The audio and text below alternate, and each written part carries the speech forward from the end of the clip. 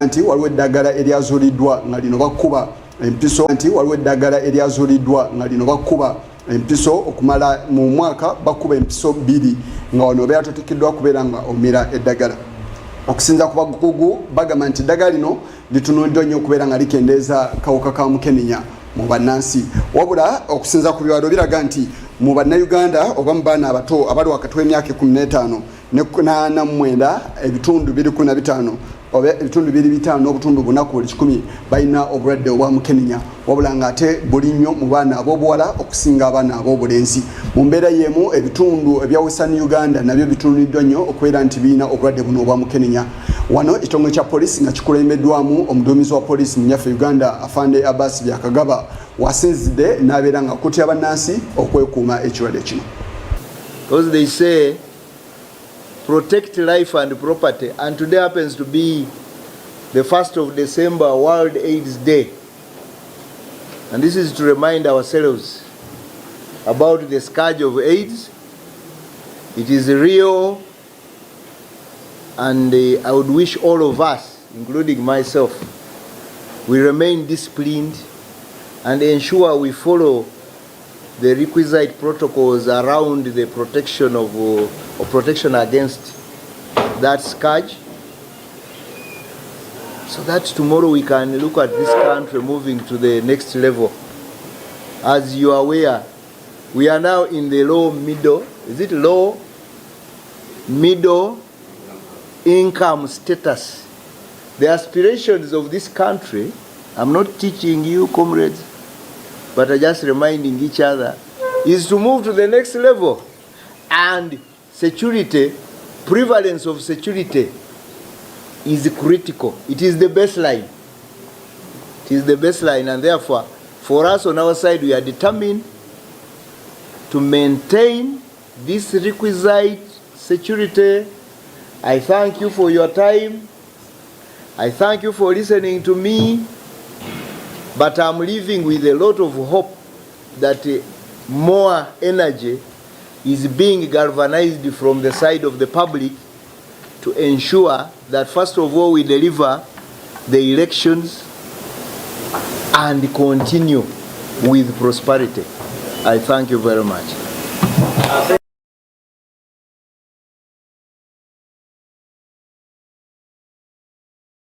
Ebyobulamu ez'okwongera okwekuuma ekirwadde kino ekya mukenenya bannansi mukubirizibwa olw'ensonga nti obulwadde buno tebuwona wabula bukulu nnyo okubeera nga mubwekuuma weewale okwegadanga weewale okubeera n'abaagalwa abasukka mu omu saako n'ebintu ebirala ebitali bimu omuli n'okugabana obuntu obuli obusala oba empisa ezifumita n'ebirala ebigwa mu kkowa eryo olw'ensonga nti buno bye bimu ku ebyo bitunuuliddwa nnyo okubeera nga bisaasaana obulwadde buno obwa mukenenya awamu n'omusaayi gwennyini ogubeera gugabanyizibwa mu bantu oba mu bintu ebitali bimu nabyo bitunuuliddwa okubeera nga bisaasaana obulwadde obwa mukenenya.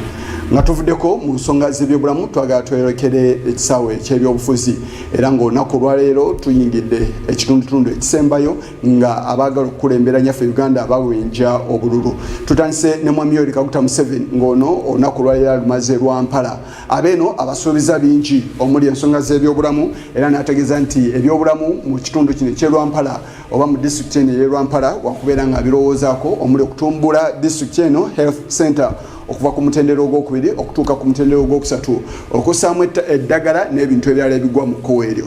Mwami Yoweri Kaguta Museveni era abeena abasuubiza oba abasabye okubeera nga beenyigira mu nteekateeka za gavumenti ez'okwejja mu bwavu okusinza ku yagamba nti singa kino kinaakolebwa bannansi bangi abajja okubeera nga batuula ku nfeete olukokobe lw'obwavu olukutte wansi ne waggulu okusinza ku ssentebe wa NRM era agikwatidde bendera agamba nti singa kino kinaakolebwa kijja bayambako era n'abasuubiza okubeera okwongera amaanyi mu nsonga z'ebyenfuna mu nsonga z'okulima mu nsonga z'obulunzi omuli ente eziza zinnusu bulaaya oba ezivaamu amata saako n'okulunda ebyennyanja agamba nti muno mulimu ensimbi nnyingi era nti singa bannansi banaavayo ne babeera nga beeyuna enteekateeka eno kijja kubeera nga kibayambako mu kuva mu bwavu saako n'enteekateeka endala era mubeera yemu avuddeyo n'ategeeza nti wakubeera ng'ayanja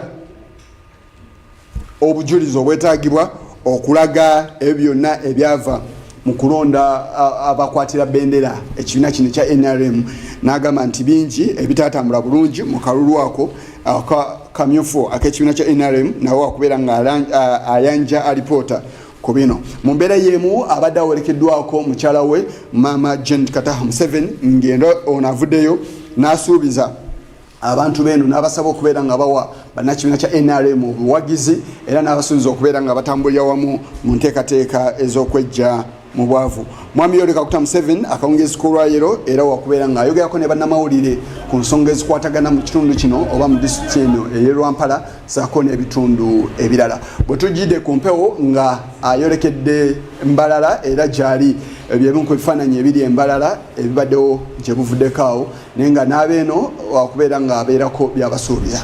Ebyo n'ebirala tujja kubeera nga tubikutuusaako olunaku olw'enkya Katonda n'abayagadde. Njagala tweyongereyo mawulire amalala.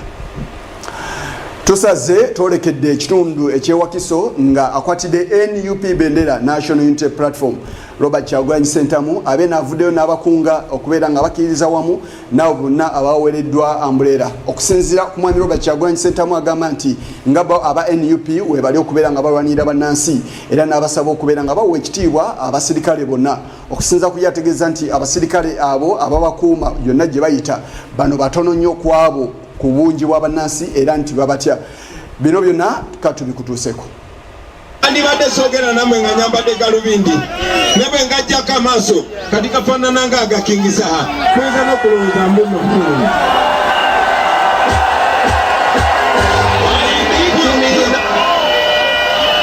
ebyo byonna bikolebwa ku bannayuganda abatalina musango. Ku mwenna abali wano tewali gwe bawadde t-shirt ya bwereere, tewali gwe bawadde transport, tewali gwe bawadde transport oba amafuta. Nemukuŋŋaanye wano Mwami Museveni abawa t-shirt ez'obwereere n'abawa amafuta ate buli atuukawo amagye gamuwamba muwambi takkirizibwa kuvaawo. Bwe yaterabye nti temukyamuwagira ne bwabawa sente temugendayo ne bwabawa t-shirt zabwereere temugendayo. Kati ajja baana baffe mu masomero n'abambaza t-shirt bakuŋŋaana balaga abantu nti alina obuwagizi. Ekyo bwe kiganye akozesa poliisi akozesa amagye okubatulugunya. Naye njagala mbagambe ebigambo bino baganda bange mwenna abali awo abatadde bendera wano nsaba muzisseeko wansi kubanga buno obubaka eyo bendera gisseeko wansi katono. Njagala ne zino kamera zitulabe. Bannayuganda bino byonna bye mulaba bakola, bino byonna bye mulaba bakola baagala basoomooza kubanga batya nnyo abantu. Bino tebabikola ku lwa Kyagulanyi. Banaye bwe mba ntambula eyo tebangoberera ntiyagase ne bwe bamanya nti ngenda basinkana era bamanyi nti bwe tutunuuligana mu maaso tukanzigule nawo.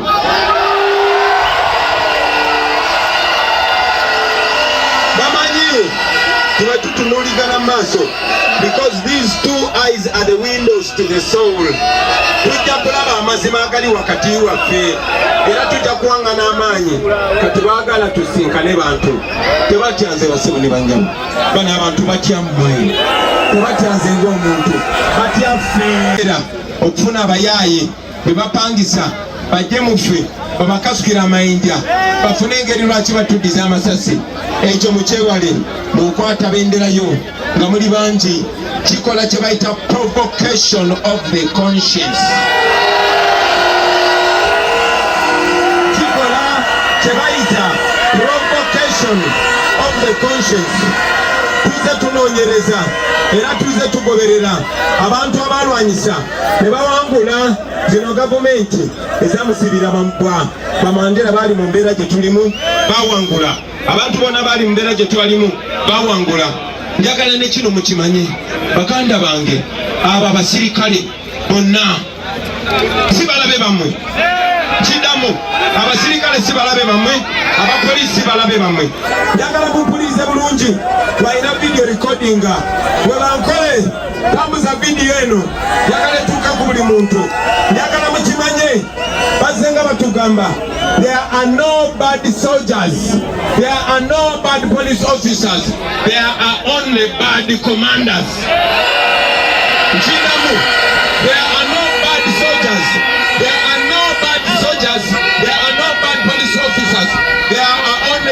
commanders ababatunyigiriza batono nnyo mwababadde batulaba mwababadde batugoberera okwetoolera eggwanga lyonna mujja kulaba nti fesi z'esimu.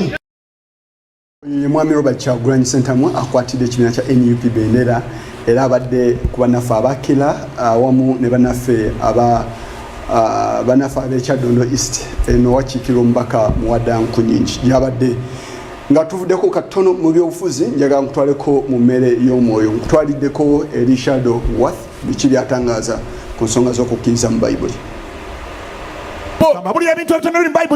You're already believing them. They're going to start working in your life. Fear is going to die today. And faith is coming alive in your spirit. Hallelujah. Hallelujah. Give God a mighty shout. What can faith do? Number one, faith makes you undefeatable in life. Faith makes you unable to be defeated in life. If you do what my word says, Deuteronomy 28, I will make you only the head and never the tail. You will always be on top, but you'll never be at the bottom. 1 John 5:4. This is the victory that whatever is born of God overcomes the world. Whatever is born of God overcomes the world. So think of that. You don't join Christianity. You become born into God. His life is in you. Whatever is born of God overcomes the world. And this is the victory that overcomes the world. Even our faith. Are there problems in the world? If you went to another church before you came to this church, they tell you all about the problems that are in the world. My friend, the Jewish barber, he knew about sickness in the world. But the difference here is we know there's sickness. But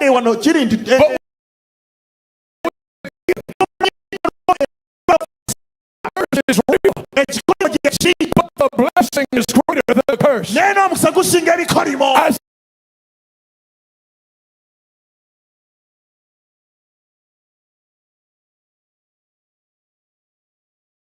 Kansubire nti meeyo omwoyo tegendedde bubi. Njagala tuddeyo mu nsonga z'ebyobufuzi ekitongole kya poliisi kivuddeyo ne kibeera nga kirabula bannansi naddala bannabyabufuzi abakuba enkuŋŋaana okusuuka essaawa 12 nti bano tebajja kuweebwa kyanya. Okusinza ku muduumizi wa poliisi mu nnyaffe Uganda Afande Abbas Byakagaba ategeeza bannamawulire nti enkuŋŋaana za Bobi Wine zonna eziyimiriziddwa ono abadde akuba enkuŋŋaana okusuuka essaawa 12 kale nga bannansi bandigwanidde okubeera nga bamusiima olw'okuba nti ateekesa amateeka mu nkola. Ekitongole kya poliisi kivuddeyo ne kitangaaza ku ebyo ebize birabikira mu kampeyini ez'abo abaagala okulembera nnyaffe Uganda. Okusinziira ku muduumizi wa poliisi mu nnyaffe Uganda Afande Abbas Byakagaba agaayizagayizaamu mu ebyo bayiseemu okuva okuwenja obuwagizi lwe kwatandika era ng'essira alitadde nnyo ku munnakibiina kya NUP Robert Kyagulanyi Ssentamu ng'ono yakikwatidde bendera ku bwa pulezidenti. Byakagaba mu kwogera ne bannamawulire nkya ya leero ategeeza nti ebyo bizze birabwako nga mwami Robert Kyagulanyi Ssentamu akuba teargas bizze nga waliwo ebibikase omuli ono okuva ku ebyo bye bakkiriziganyako era nga byabadde akola abadde amenya amateeka. In trading centers, markets and along the roads, and also flouting traffic rules, which including driving or riding recklessly, being carried in dangerous manner in motor vehicles and motorcycles. Within the same context, I want to say that there is a need to collocate the right political expression and attendant freedoms of assembly and expression with rights of other members within the same ecosystem. Byakagaba era ategeeza nti akadde kano batandise okukwatisa amateeka nga enkuŋŋaana eziddako zonna Mwami Kyagulanyi ssaako n'abalala bonna abaagalwa pulezidenti tebateekeddwa kusussa ssaawa 12 ez'akawungeezi nga bwe kizze kirabwako era nti ezimu ku z'enkuŋŋaana zaalabiddwako nga ziyimiriziddwa. The law gives us leverage on how and when to use. Even in these proclamations, if you will take time to listen, it even says force will be used against you, including rifle fire. We hold arms legally. But how and when to use it, we are also guided. There can be misuse and that can be investigated. But if you are asking, are you supposed to have and use guns? The answer is yes.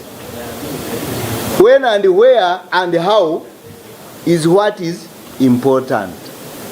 And it should follow this principle. The force must be proportionate.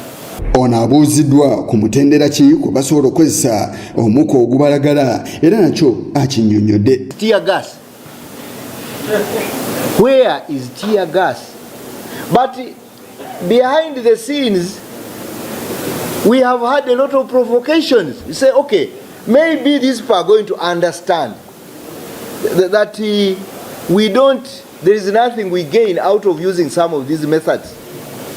But you see, everything has a limit. Mu mbeera etali ya bulijjo mulebiddwamu n'embwa ezirabwako ku nkuŋŋaana ezitali zimu Mwami Kyagulanyi zaakubye era ne kino Abbas Byakagaba alina byakyogeddeko. Actually, we have many of other assets which we don't bring out all the time. But when our situation demands, we can bring out different. Don't ask us when do you bring them. Because now, again, you give us authority, you give us training. But allow me to explain this particular incident of the dogs. Now, I think you see, another thing is today with the technology, you can end up being presented differently from what exactly you are or what you are doing. In Kawempe, that time, there is a certain area we designated, we said, this is a no-go area. And the guidance was, police officers, be there, right? In front. Behind, we have our other assets, including canine. Now, when you cross the police officers and cross to the canine, who has attacked the canine? Is it the dogs or the other way around? Being it's one of our, when we bring them out and where, yes, you can ask us later, but we may not necessarily ask you when to use them. Remember, you gave us that task of ensuring that the environment remains.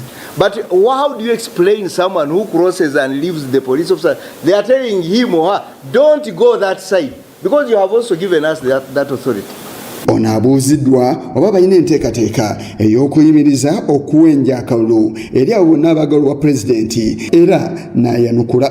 Yimiriza kampeyini okuteekako obutali obutebenkevu.